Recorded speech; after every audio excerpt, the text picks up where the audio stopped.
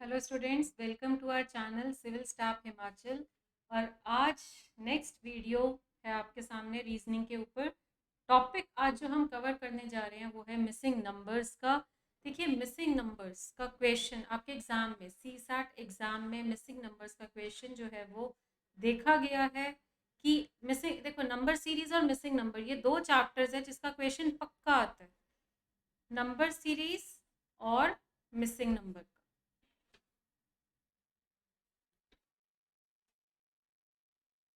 तो इन दोनों का ज़रूर आपको क्वेश्चन मिलेगा। तो आपने जब भी पेपर के लिए तैयारी करनी है इसकी प्रैक्टिस ज़रूर करना। देखो, बाकी चैप्टर्स में तो शॉर्टकट्स ट्रिक्स वगैरह हम कर लेते हैं, बट ये जो नंबर सीरीज और मिसिंग नंबर है, यहाँ शॉर्टकट से ज़्यादा आपके लिए प्रैक्टिस जो है वो ज़्यादा मैटर करती है। इसीलिए इनकी प्रैक्टिस जो है होनी बहुत अच्छी, मतलब बहुत अच्छी प्रैक्टिस होना बहुत ज़रूरी है। इसीलिए आज मैं कुछ क्वेश्चंस आपके साथ डिस्कस करने जा रही हूँ। प्लस वो क्वेश्चंस जो हैं वो हर टाइप को कवर कर रहे हैं जो आपसे पूछी जा सकती है। हर क्वेश्चन अलग अलग टाइप का रहेगा, अलग अलग तरह के क्वेश्चंस होंगे आपके सामने जो हम डिस्कस करेंगे। तो वो सारी डिस्कशन आज हम करेंगे। स्टार्ट करते हैं। चलिए, ये आपके एग्जाम का ही क्वेश्चन है। हाँ जी, आपको कह रहा है कि बताइए, find the missing number in the given pattern. देखो, जब भी आप मिसिंग नंबर करेंगे उसको करने से पहले एक चीज का ध्यान रखना कि हो क्या सकता है। आपको वहां पे स्क्वायर्स का रूल, परफेक्ट स्क्वायर्स होते हैं, जैसे कि आपके 1 का स्क्वायर 1, 2 का स्क्वायर 4, 3 का स्क्वायर 9, 4 का स्क्वायर 16। तो स्क्वायर्स का रूल आपको हेल्प करता है, या फिर क्यूब्स का रूल आपको हेल्प करता है। आप स्क्वायर्स या क्यूब्स के ऊपर बेस्ड आपको कुछ क्वेश्चंस मिलेंगे। तो मिसिंग नंबर में यही चीजें हमने ढूंढनी है। अब जैसे कि ये मैट्रिक्स है, एक मैट्रिक्स में कुछ नंबर्स लिखे हुए हैं, हमें नहीं पता कौन सा नंबर आंसर है, कौन सा क्वेश्चन है, किसको प्लस किया है, किसको मल्टीप्लाई किया है। वो सारी चीजें हमें नंबर्स को देखकर एक अंदाजे से समझनी होंगी कि कैसे हो रहा है वो सारा कुछ। तो ये देखिए, 1, 11 और 120 है ना। 111 और 120 आपको दिया हुआ है। तो 111 120 में इतना तो समझ आ रहा है कि ये दोनों छोटे नंबर है और ये एक बड़ा नंबर है। वैसे ही अब देखो, अगर आप ऐसे देख रहे हो, मतलब इस डायरेक्शन में देख रहे हो, तो 1 2 3 तीनों ही आसपास आते हैं। पर अगर आप इस डायरेक्शन में देख रहे हो तो 111 120 में 120 एक अलग सा है 1 और 11 से। 2 और 7 से अलग है कौन सा, 45। ठीक है। तो यहाँ पे 120 आया कैसे, खुद सोचो, इतना बड़ा नंबर कैसे आएगा। तो 11 का स्क्वायर होता है 121। अगर आपका ध्यान जाए 120 की तरफ तो ये 120 के आसपास होता है। तो यहाँ पे 11 का स्क्वायर होता है 121, 1 का स्क्वायर होता है 1, और 121 और 1 का डिफरेंस जो होता है वो कितना होगा, 120 होगा। ठीक है। तो यहाँ पे 120 आ गया आपका। यहाँ पे देखते हैं 7 का स्क्वायर होता है 49, 2 का स्क्वायर होता है 4। तो 49 और 4 का जो डिफरेंस होता है वो कितना होगा, 45। ठीक है। अब 5 का स्क्वायर जो है वो 25 है, 3 का स्क्वायर जो है वो 9 है।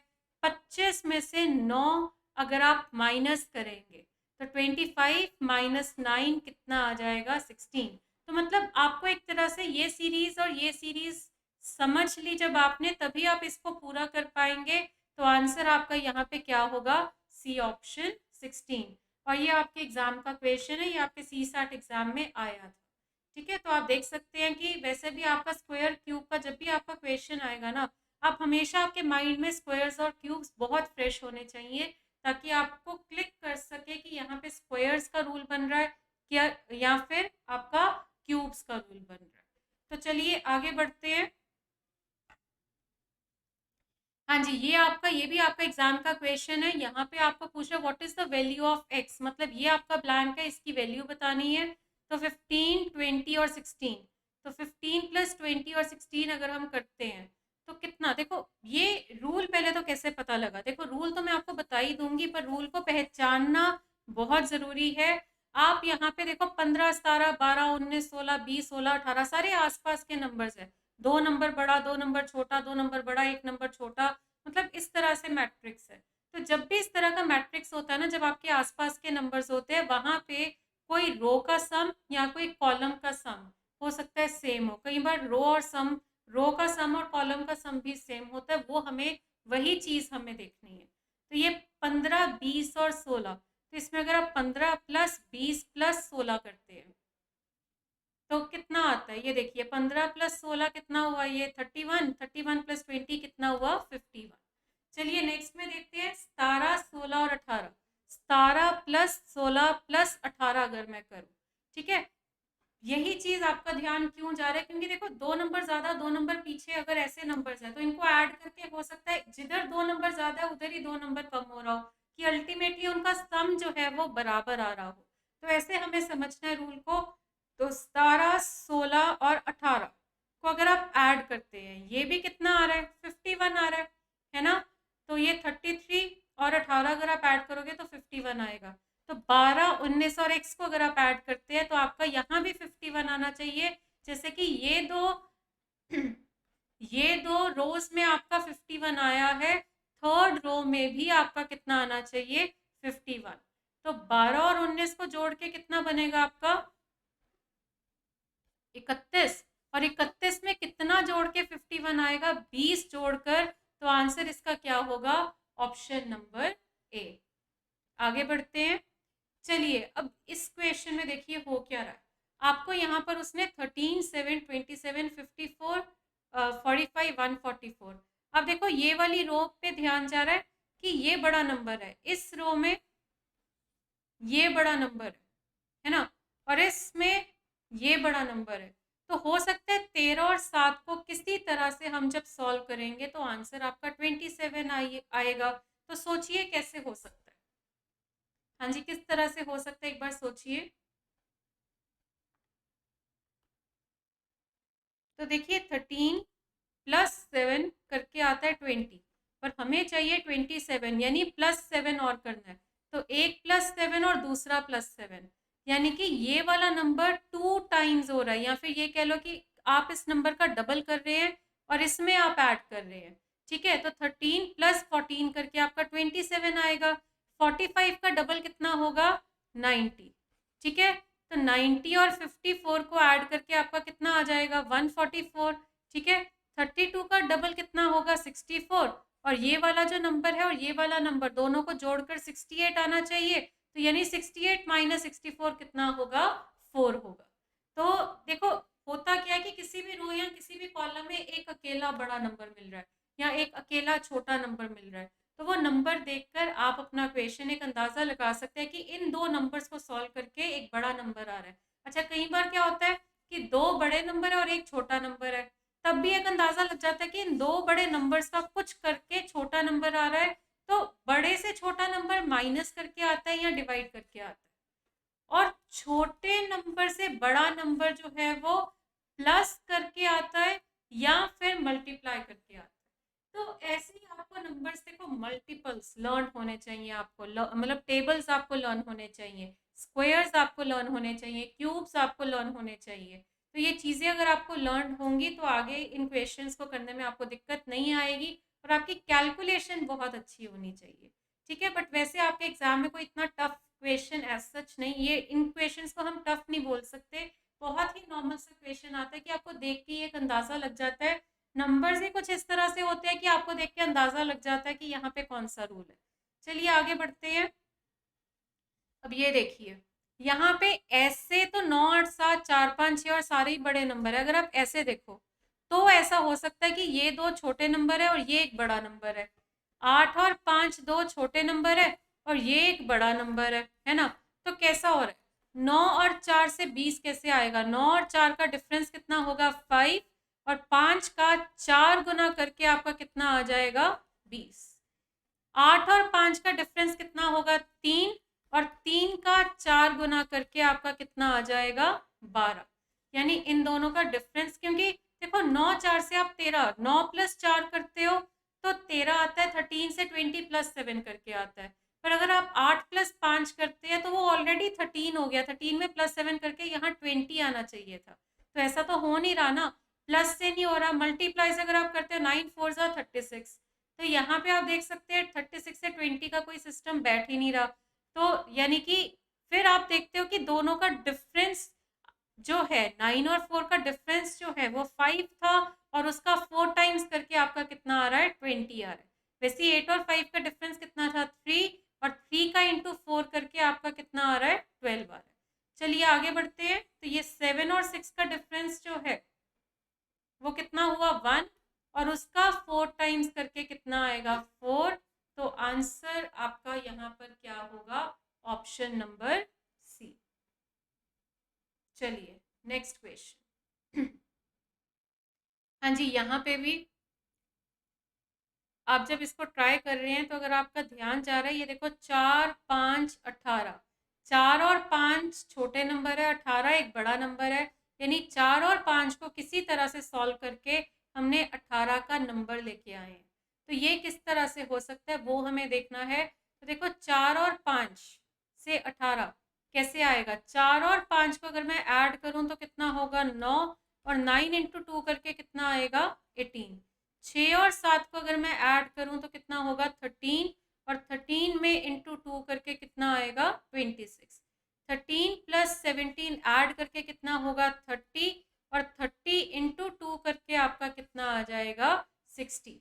यानी कि आंसर इसका क्या होगा, ऑप्शन नंबर सी।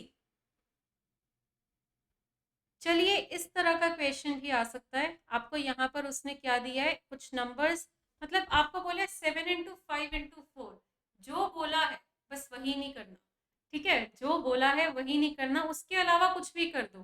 तो क्योंकि डायरेक्टली अगर आप 7 इंटू 5 इंटू 4 करते हैं तो ये नहीं आ रहा है ना।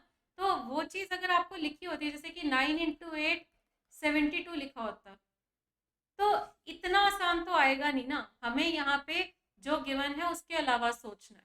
इतना बड़ा नंबर कैसे आ रहा है। देखो अगर मेरा ध्यान जाए, ये 754 मुझे यहाँ दिख रहा है, पर 5 दो बार आ रहा है, तो इस केस में तो मुझे रहेगी कंफ्यूजन। इस केस में देखते हैं, हमें 8 7 और 3 तीनों दिख रहे हैं। तो किस तरह से, ये देखो 8 और 7 यहाँ पे आपका क्या बन गया 78, 3 आपका चला गया यहाँ पर, और ये बीच वाला जो है 56 वो एक्स्ट्रा बच रहा है।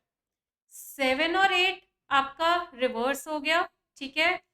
3 आपका एंड में चला गया, और 7 और 8 का मल्टीप्लाई करके कितना हो गया 56 हो गया। ठीक है, तो 7 इंटू 8 करके आपका 56 आ रहा है।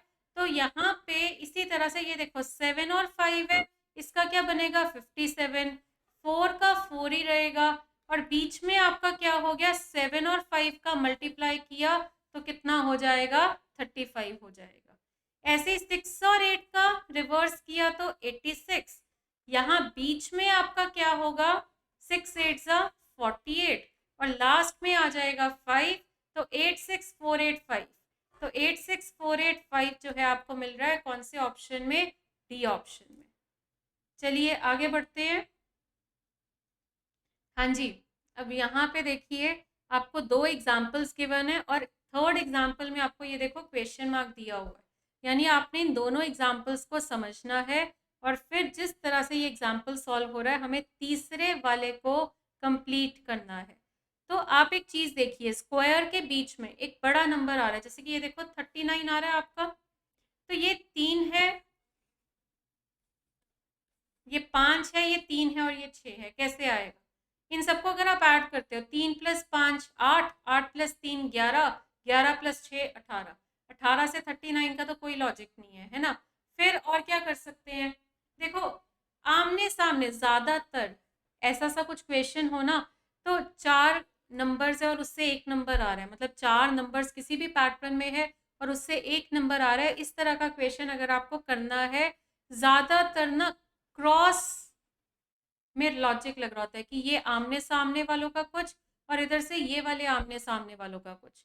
तो आमने सामने यहाँ पे कौन से हैं, ये देखो ये 3 है, और इधर भी आपका क्या है 3, तो 3 और 3 का कुछ करना है, और इधर से 5 और 6 का कुछ करना है।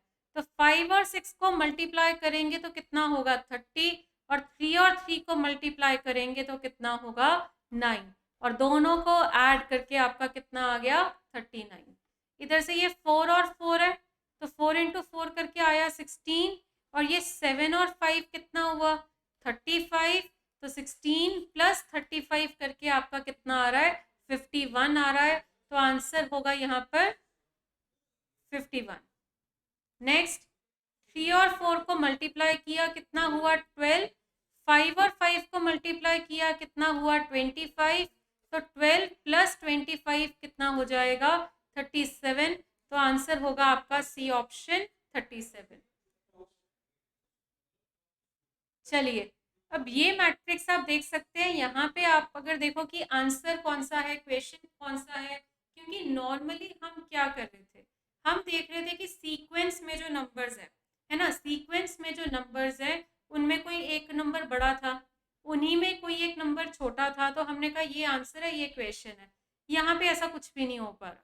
तो अगर आप ध्यान दो, देखो 9 6 15 12 3 6 8 11 8 6 11 क्वेश्चन मार्क, ये आपको बताना है। 9 से 6 -3 करके आता है, 15 से 12 -3 करके आता है, 3 से 6 +3 करके आता है, 8 से 11 +3 करके आता है, 8 से 6 -2 करके आता है। तो ये देखो हो क्या रहा है, इधर -3 है तो इधर भी -3 है, इधर +3 है तो यहाँ पर भी आपका +3 है ना। तो यहाँ पे अगर -2 है तो यहाँ भी आपका क्या होगा -2, तो 11 में -2 करके आपका कितना आ जाएगा 9। तो आंसर होगा आपका ऑप्शन नंबर सी। तो आप देख रहे हैं किस तरह के रूल्स आपके रहते हैं कि आप कुछ भी सोच सकते हैं। रो का सम हो सकता है, स्क्वायर्स का लॉजिक हो सकता है, क्रॉस मल्टीप्लाई हो सकता है, ठीक है। अब यहाँ देखिए ये वाला मैट्रिक्स, अगर आप देखो इतना बड़ा नंबर आ गया, 20,000 की रेंज में नंबर आ रखा है और ऑप्शंस में भी देखो बहुत बड़े बड़े नंबर्स है। पर एक चीज पे हमारा ध्यान जा रहा है कि ये सारे नंबर जो है ना, ये देखो इस डायरेक्शन में इंक्रीज हो रहे हैं। ये होती है आपकी क्लॉकवाइज डायरेक्शन। देखो नॉर्मली आप जो क्वेश्चंस कर रहे थे ना, उन क्वेश्चंस में क्या था, बड़ा नंबर छोटा नंबर, कभी छोटा कभी बड़ा, मतलब एक पैटर्न नहीं बन रहा था। पर इस क्वेश्चन में आपका पैटर्न बिल्कुल बन रहा है। यहाँ पे आपका क्लॉकवाइज डायरेक्शन में इंक्रीजिंग ऑर्डर ही है, बढ़ता ही जा रहा है। तो यानी कि 4 से 4, 4 से 8, ये कैसे आएगा, मतलब आपकी जो नंबर सीरीज होती है ना, कि कुछ नंबर्स आपको सीक्वेंस में दिए होते हैं, असल में ये आपकी नंबर सीरीज ही है। पर नंबर सीरीज में आपका ये क्या है कि एक पैटर्न में उन्होंने सीरीज को लिख दिया है, सीरीज की टर्म्स को, सीरीज के नंबर को उन्होंने एक पैटर्न में लिख दिया है। उस पैटर्न में हमें इसको समझना है। तो यहाँ पे आप देखिए कि और तेजी भी आ रही है, 20,000 की रेंज में नंबर जा रहा है, तो इतनी तेजी तो मल्टीप्लाई करके आती है। 4 से 1 को मल्टीप्लाई किया तो कितना आया 4, फिर 4 इंटू 2 किया तो कितना आ गया 8, 8 इंटू 3 करके आ गया 24, अगला 24 into 4 into 1 into 2 into 3 into 4, तो 24 इंटू 4 करके आ गया 96। देखो क्योंकि तेजी आ रही थी तो एक ही चीज दिमाग में आती है कि मल्टीप्लाई ना हो रहा हो। तो हमने जब देखा ये तो प्रॉपर काउंटिंग नंबर्स ही मल्टीप्लाई हो रहे हैं। पहले 1 मल्टीप्लाई हुआ, फिर 2 मल्टीप्लाई हुआ, फिर 3 मल्टीप्लाई हुआ, फिर 4 मल्टीप्लाई हुआ, उसके बाद मल्टीप्लाई 5 हो रहा है और उसके बाद आपका मल्टीप्लाई 6 हो रहा है। तो अगर आप 480 में इंटू 6 करते हैं, आप सॉल्व करके देख सकते हैं कितना आ रहा है आपका 2880। और फिर आगे 2880 में इंटू 7 करते हैं तो आपका आंसर कितना आ जाएगा 20,160। तो ये आपका आंसर रहेगा बी ऑप्शन 2880। चलिए अब ये देखिए, आपको याद होगा मैंने इस तरह का इक्वेशन आपके साथ डिस्कस किया था। मैंने आपको बोला था कि जब नंबर्स आसपास के होते हैं, कि बढ़ रहा है, 2 बढ़ रहे हैं, 3 घट रहे हैं, और यहाँ पे अगर आप ध्यान दो, ये देखो 8 10 17, ये 8 10 17 है ना, ऐसे देखो 17 10 8, वही 3 नंबर्स इस तरह से 8 11 16 है ना, इधर से 16 11 और 8। तो मतलब ये है कि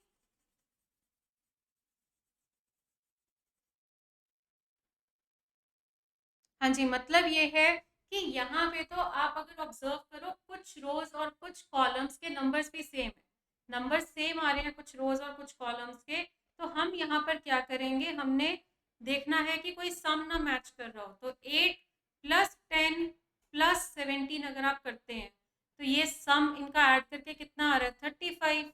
इधर से 16 + 11 + 8 अगर आप करते हैं तो इनको ऐड करके भी कितना आ रहा है 35। अच्छा इधर देखो 17 10 और 8 अगर आप इनको ऐड करते हैं तब भी आपका कितना आ रहा है 35। 8 11 और 16 को ऐड करते हो तब भी आपका कितना आ रहा है 35। ठीक है, तो कोई भी रो या कोई भी कॉलम आप उठा लीजिए उसमें सम जो है वो कितना बन रहा है आपका 35 बन रहा है सम आपका।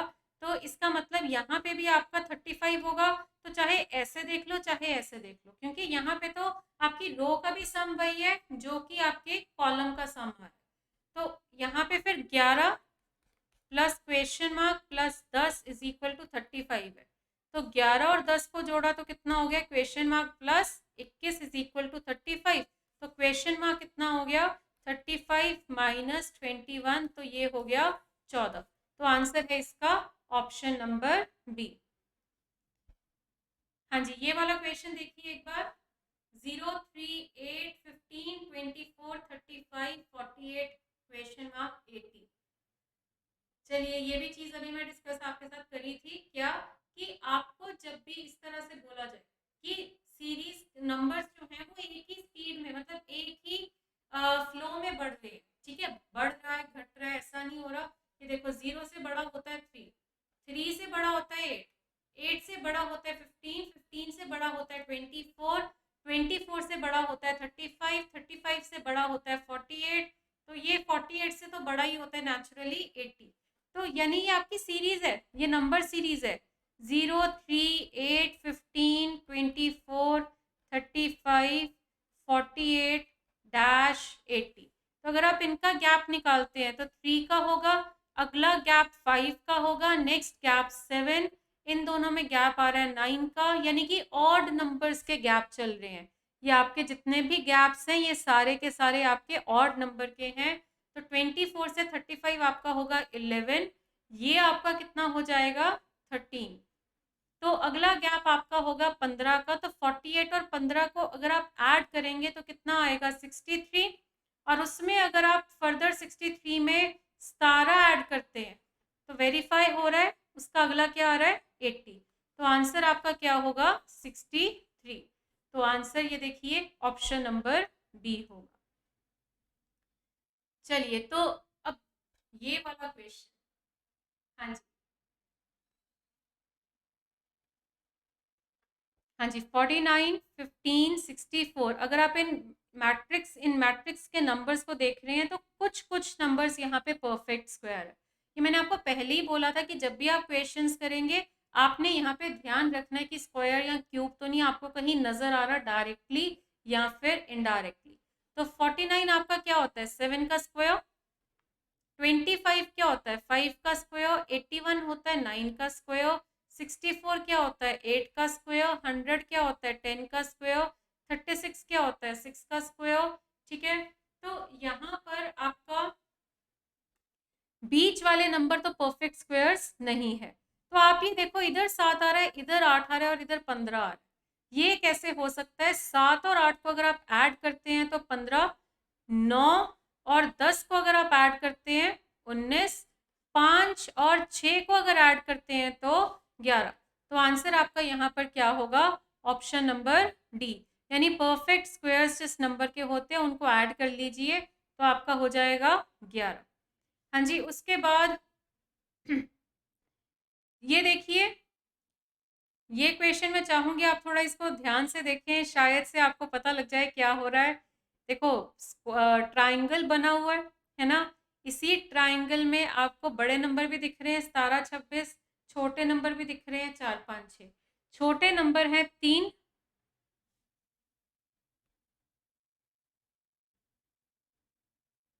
ठीक है, छोटे नंबर है कितने 3, और बड़े नंबर हैं सिर्फ 2।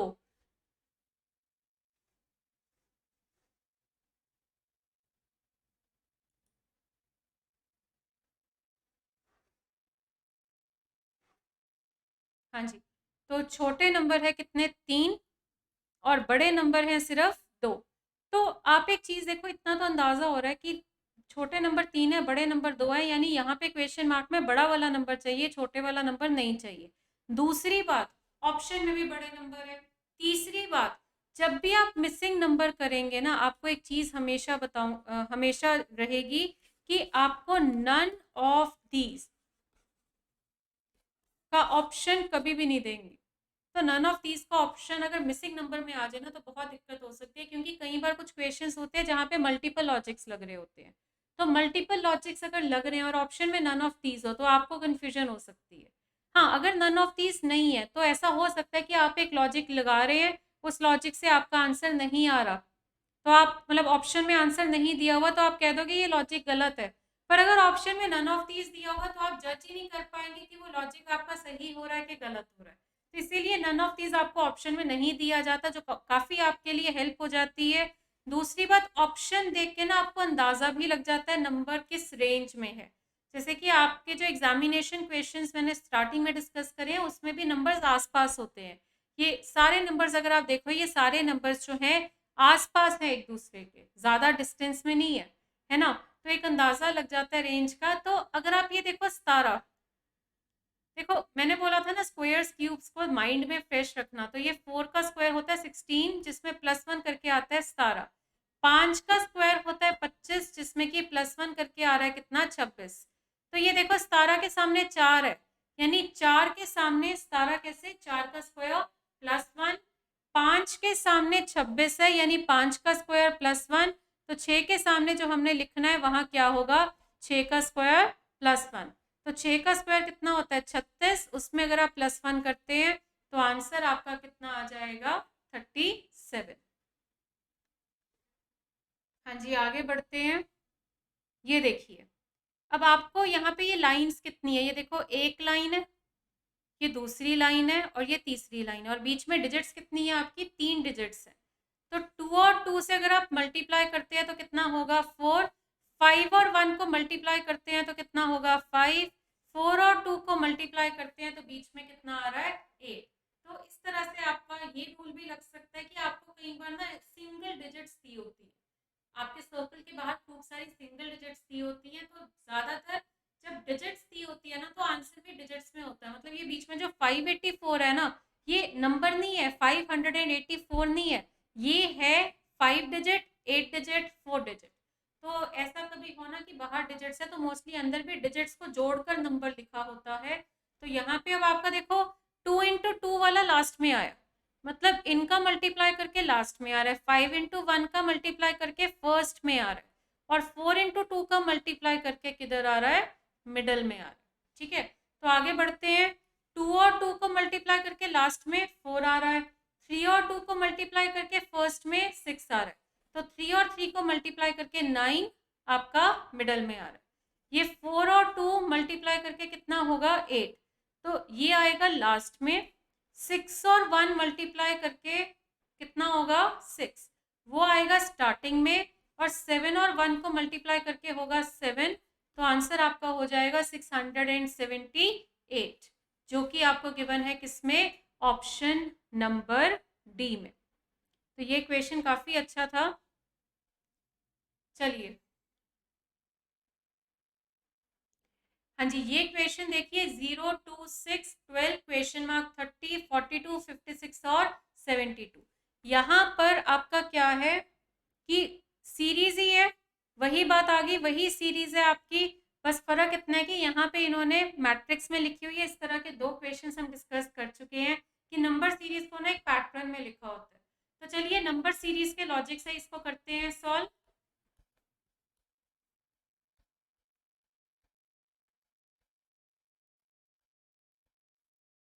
इनमें कितने का गैप है, 2 का। 2 और 6 में कितने का गैप है, 4 का। 6 और 12 में कितने का गैप है, 6 का। 30 और 42 में कितने का गैप है, हाँ जी 12 का। 42 और 56 में कितने का गैप है, ये देखिए 14 का। और फिर अगला गैप कितना है, 16 का। तो अगर आप गैप्स को समझने की कोशिश करते हैं तो 2, 4, 6 आगे आपको देखना है। तो इतना तो समझ आ रहा है, ये सारे इवन नंबर्स हैं। तो अगला इवन नंबर क्या होगा, 8 होगा। तो 12 में आप 8 जोड़ेंगे तो इधर कितना आएगा, क्वेश्चन मार्क वाली जगह पे 20। और 20 से 30 कैसे आएगा? 10 जोड़ के, तो यानी कि 20 से 30 पे आना है तो 10 जोड़ा जाएगा। तो यहाँ पे आंसर आपका क्या है? 20 है, यानी कि डी ऑप्शन में दिया हुआ। ठीक है, चलिए आगे बढ़ते हैं। हाँ जी, 8, 17, 33, 12, 5, 29, 10, 13 क्वेश्चन मार्क। ठीक है, अब यहाँ पर ऐसा कुछ नहीं है जैसा पिछला था, है ना, कि सीरीज आपकी बढ़ती जा रही है, ऐसा कुछ भी यहाँ पर नहीं हो रहा। 8, 17, 33, 12, 5, 29, 10, 13 और क्वेश्चन मार्क को कैसे करेंगे? यहाँ पे आप इस तरह से देखते हो तो 8, 12, 10, 17, 5, 13 आसपास के नंबर है। पर अगर आप इस तरह से देखते हैं तो 8, 17, 33 एक बड़ा नंबर है, अगले में 12, 5 के बाद 29 एक बड़ा नंबर है, अगले में तो उसने पूछा ही हुआ है। तो अब हमारा सोचने का काम ये है कि 8 और 17 से 33 कैसे आएगा। देखो बड़ा नंबर आ रहा है तो या तो प्लस या मल्टीप्लाई। तो 8 और 17 को अगर मैं जोड़ू, इधर 12, 5 है ना, 12, 5 को अगर मैं जोड़ू तो कितना आएगा? 19। सॉरी, 12 और 5 को अगर मैं जोड़ू तो कितना आएगा? 17। 8 और 17 को अगर मैं जोड़ू तो आपका कितना हो जाएगा? 25। अब आप सोचो 25 से 35 कैसे आ रहा है और 17 से 29 कैसे आ रहा है। 25 से 33 पे आना है तो आप प्लस 8 करोगे, 17 से 29 पे आना है तो आप प्लस 12 करोगे। तो ये 8, 12 का लॉजिक क्या है? ये देखो 8 ये रहा, 12 ये रहा। इसका मतलब क्या है कि फर्स्ट नंबर जो है वो 2 टाइम्स हो रहा है, मतलब 8 इंटू 2 कितना हो गया? 16। उसमें अगर आप 17 जोड़ते हैं तो 16 और 17 को जोड़ के कितना बनेगा? 33। 12 इंटू 2 करके कितना हो गया? 24। उसमें अगर आप 5 जोड़ते हैं तो 24 और 5 को जोड़ के कितना हो गया? 29। 10 इंटू 2 करके कितना हो गया? 20। ठीक है, उसमें अगर आप 13 जोड़ते हैं तो 20 और 13 को जोड़कर आपका कितना हो जाएगा? 33। तो आंसर आपका होगा ऑप्शन नंबर सी। चलिए आगे बढ़ते हैं। हाँ जी, ये देखिए अब यहाँ पे ना अल्फाबेट्स भी आ रहे हैं। कई बार इस तरह का क्वेश्चन भी आ जाता है आपको कि साथ में वो अल्फाबेट्स दे देते हैं। तो आप देख सकते हैं 3, 7, 4, 27, 21 क्वेश्चन मार्क, 9, 3, 7। तो ये देखो 3, 7, 4 कैसे हो रहा है? ऐसे तो आपका ये सारे छोटे नंबर है और ये सारे बड़े नंबर है। एक बार इस तरह से देखो, 3 छोटा, 27 बड़ा, 9 छोटा, अगले में 7 छोटा, 21 बड़ा और 3 छोटा। तो ये हो सकता है कि इन दोनों नंबर से बीच का नंबर आ रहा है। तो खुद सोचिए कि 3 और 9 से 27 कैसे आएगा? 3 और 9 को अगर मैं मल्टीप्लाई करूं तो कितना हो जाता है? 27। इधर देखिए 7 और 3, 7 3 जा कितना होता है? 21। ठीक है, और 4 और 7 का मल्टीप्लाई करके कितना होगा? 28। जो एक ही ऑप्शन में गिवन है तो आंसर इसका होगा बी ऑप्शन। पर आगे का लॉजिक भी एक बार हम देख लेते हैं, डिस्कस कर लेते हैं कि होगा क्या। चलिए यहाँ पे सी है, यहाँ पे डी है और यहाँ पे ई है। ये आई के एम, देखो सी डी ई में तो सिंपल सा हो रहा था +1 और +1, +1 और +1, आई के और एम, +1 सॉरी +2 और +2। ठीक है, उसके बाद डी और जे, ये हमें बताना है। डी होता है 4, जे होता है 10। तो ये +1 +2 का लॉजिक चल रहा है, अगला +3 होगा तो यानी कि 7 कौन होगा? जी, और उसमें +3 करके नेक्स्ट आपका आ जाएगा जे, यानी कि 10। तो आंसर आपका है बी ऑप्शन 28 जी। आगे बढ़ते हैं। चलिए ये भी ये क्वेश्चन 0, 2, 6, 12, डैश, 30, 42, 56 और 72। अब देखो वही सीरीज के फॉर्मेट में इसको हम करेंगे। तो 0 से 2 कैसे आ रहा है? +2 करके, 2 से 6 कैसे आ रहा है? +4 करके, 6 से 12 कैसे आ रहा है? +6 करके। तो 12, 2, 4, 6 के बाद अगला क्या होगा? 8। तो +8 करके कितना आएगा? 20। उसमें आप +10 करेंगे तो कितना आएगा? 30। फिर +12 42, +14 56, +16 72। इसका आंसर है ऑप्शन नंबर डी। हाँ जी, ये देखिए अब यहाँ पे भी आपको एक ये एग्जाम्पल दिया हुआ है, एक ये एग्जाम्पल दिया हुआ है, और ये आपसे पूछा जा रहा है। पहले तो हम देखेंगे फर्स्ट के 2 कैसे हुए। तो आप यहाँ पे देखिए 5, 4 और 6 है ना। 5, 4 और 6 किस तरह से होंगे, ये देखो बीच में आ रहा है 12, या तो 5 + 4 + 6 अगर आप करते हैं तो 15 बनता है, तो 15 से 12 -3 करके आता है। पर अगर आप 6 + 5 + 7 कर रहे हैं तो 18 होगा, है ना। 18 से 21, 18 से 21 पे अगर आना है तो +3 कर रहे हैं। यहाँ पे आप -5, यहाँ पे आप -3 कर रहे हैं, यहाँ पे आप +3 कर रहे हैं, तो ये कोई सेट यहाँ सेटिंग नहीं हो रही इस क्वेश्चन में। तो कोई और लॉजिक देखते हैं। हाँ जी, तो कोई और लॉजिक अगर आप देखेंगे तो ये देखिए 5, 6 और 4 को अगर मैं मल्टीप्लाई करूँ 5 × 4 × 6, तो ये बनता है 120, जिसको 10 से डिवाइड करके बीच में आपका क्या आ गया 12। 6, 7 और 5, इनको अगर आप मल्टीप्लाई करते हैं 6 × 7 × 5 तो कितना आ गया 210। उसको 10 से मल्टीप्लाई किया तो 21 आ गया। तो ये 4 × 8 × 10, तो ये आपका हो गया 320, और उसको मैं 10 से मल्टीप्लाई करूं तो बीच में कितना आ जाएगा 32।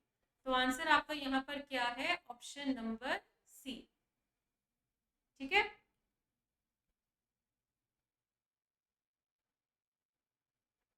तो इस तरह के क्वेश्चंस आपके रहते हैं मिसिंग नंबर के।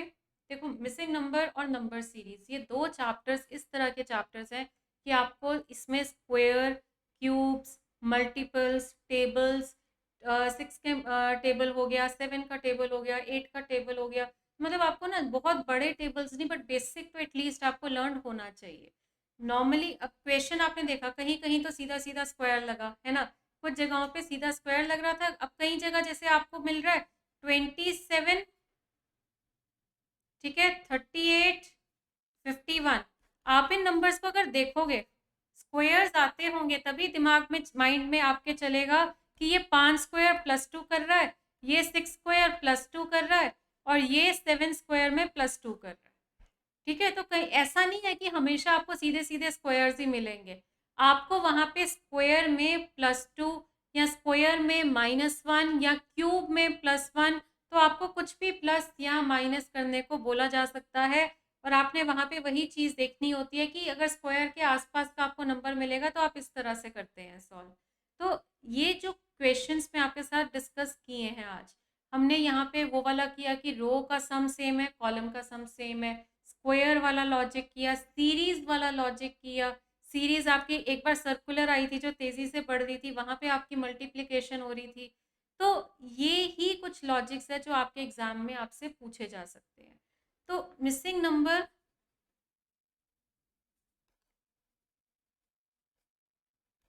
को सॉल्व जब आप करेंगे, ये चीज देखना कि अगर आपको किसी रो या किसी कॉलम में ऐसा दिख रहा है तो जो ऑड है, बड़ा इसमें 2 नंबर छोटे हैं 1 नंबर बड़ा है, तो जो ऑड है वो आंसर होता है बाकी 2 नंबर्स का।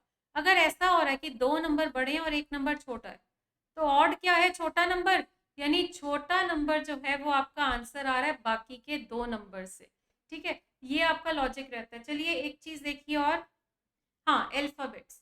कई बार अब जैसे कि नंबर सीरीज में भी आपने देखा होगा कि नंबर सीरीज में साथ में आपके अल्फाबेट्स आ जाते हैं, वैसे ही मिसिंग नंबर में भी अल्फाबेट्स आ जाते हैं। ये सिंपल था, बट कई बार आपकी पोजीशंस यूज करनी पड़ती है, जैसे कि आपका ए फर्स्ट अल्फाबेट है, बी आपका सेकंड है, सी आपका थर्ड है। इन पोजीशंस को भी कई बार आपको यूज करना पड़ेगा, मिसिंग नंबर में भी, नंबर सीरीज में भी, अल्फाबेटिकल सीरीज में भी, या फिर लेटर सीरीज में भी।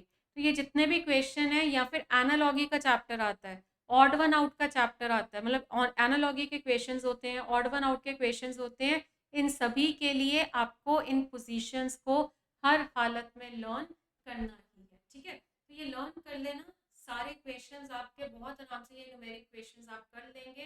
तो ये जो आपके एग्जामिनेशन वाले क्वेश्चंस थे,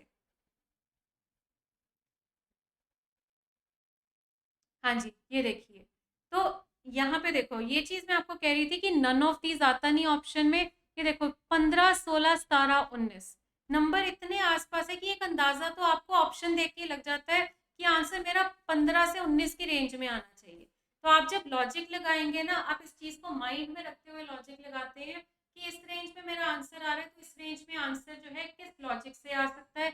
ऐसे ही देखो ये वाला क्वेश्चन भी एग्जाम का है, 20, 21, 22, मतलब गैप सिर्फ 1 का है। ऑप्शंस आपको जो दिए हुए हैं वो इतने आसपास हैं कि आपको एक बार ऑप्शन देख के अंदाजा, इससे कंफ्यूजन भी होती है कई बार, एक दो नंबर ऊपर नीचे वाले ऑप्शन होते हैं ना, तो कंफ्यूजन भी हो जाती है, पर आपको एट टाइम्स हेल्प भी मिलती है, आपको एक रेंज पता लग जाती है किस रेंज में आपका आंसर होगा।